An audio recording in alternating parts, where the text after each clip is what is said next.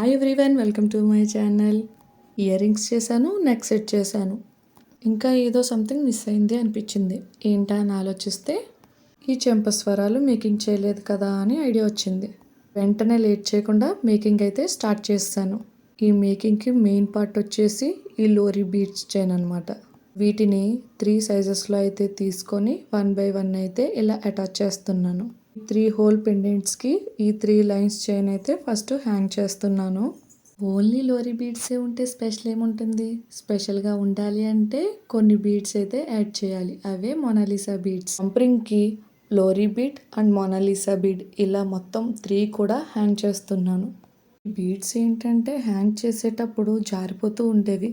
అందుకోసమని ముందు ఈ వీడియోలో చూపించినట్లు ఇలా హ్యాంగ్ చేసి పక్కన పెట్టుకొని తర్వాత 1 by 1 అయితే అటాచ్ చేశాను. నార్మల్ లోరీ బీడ్స్కి తర్వాత ఈ మొనాలిసా బీడ్స్ అటాచ్ చేసిన తర్వాత వచ్చిన లుక్కి చాలా డిఫరెన్స్ అయితే వచ్చింది. చాలా బ్యూటిఫుల్గా టర్న్అవుట్ అయితే అయ్యాయి. నా దగ్గర ఎన్ని కలర్స్ ఉన్నాయో అన్ని కలర్ బీడ్స్ని అయితే యూజ్ చేశాను. మ్యాక్సిమం నా దగ్గర ఉన్నవి అన్నీ కూడా డార్క్ కలర్సే అనమాట. 1 or 2 మాత్రమే లైట్ కలర్స్ ఉన్నాయి.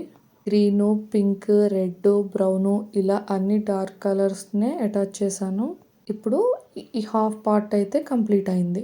ఇంకా కొంచెం వర్క్ ఉంది. అదేంటి అంటే మరి హుక్ని ఇంకా అటాచ్ చేయలేదు కదా, అదే ఫైనల్ పార్ట్ అనమాట. చూడడానికి అందంగా ఉన్నాయి కానీ టైం కూడా ఎక్కువగానే తీసుకున్నాయి. మేకింగ్ విషయంలో నాకు బాగా తెలిసింది ఏంటంటే ఎంత ఎక్కువసేపు చేస్తే అంత బాగా టర్న్అవుట్ అవుతున్నాయి. నేను చేసిన ఈ చెంపస్వరాలు అయితే చాలా అందంగా వచ్చాయి. డ్రెస్ కలర్తో సంబంధం లేకుండా ఏ కలర్కైనా సరే సెట్ అవుతాయి. ఇవి సైజ్ కూడా చాలా పెద్దవే.